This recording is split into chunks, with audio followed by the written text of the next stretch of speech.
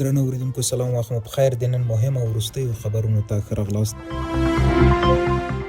د احصایه معلوماتو ملي اداره وایي د دغه ادارې د جغرافیایي معلوماتو د ثبت عمومي ریاست د هیواد د 14 ولایتونو د مرکزونو په لاسرسي وړ سیمو کې د کره پته موندنې سروې پیل کړې ده. د دغه ادارې په وینا د سروې موخه د ځایونو کره ثبت، د ډیجیټلي نقشو غني کول او د معیاري جیو ډیټابیسونو جوړول دي.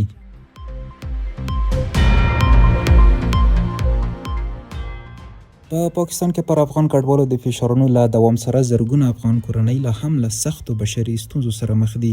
کډوال وایي د قانوني اسنادو نشتوالی، جبري ایستل، پراخې نیونې او د مشت ځایونو نړول د هغوی ژوند له جدي ګواښ سره مخ کړی دی.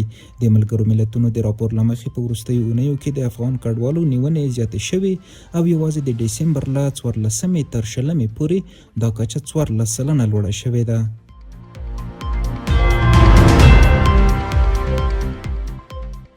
ملي دفاع وزارت ویلي چې د 200 الفاروق کل اردو ځواکونو د فراه ولایت په مرکز، پشت رود، خاکسپید او قلعه‌ګاه ولسوالیو کې د سیلابونو له امله بند پاتې سلګونه هیوادوال ژغورلي دي.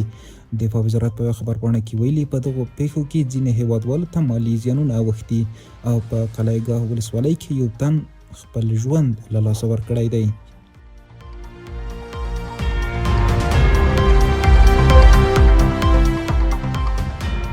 او وروستی خبر مو هم دا چې د افغانستان کرکټ بورډ د لوبغاړو د غوراوي کمیټې د ویسټ انډیز پر وړاندې د 10 اوریزو سیالیو د لړۍ او دغه راز د 2026 میلادي کال 10 اوریزو نړیوال جام سیالیو ته د افغان لوبډلې نوملړ اعلان کړ. افغان لوبډله به د راتلونکي جنوري میاشتې په 19 نیټه د ویسټ انډیز پر وړاندې 10 اوریزې نړیوالې سیالۍ لوبلړ پیل کړي چې دوه نورې لوبې به هم د همدې میاشتې په 21 او 22 نیټه په متحده عربي اماراتو کې ترسره شي. خبرونه مو هم دومره وو، تر بیا ښې چارې.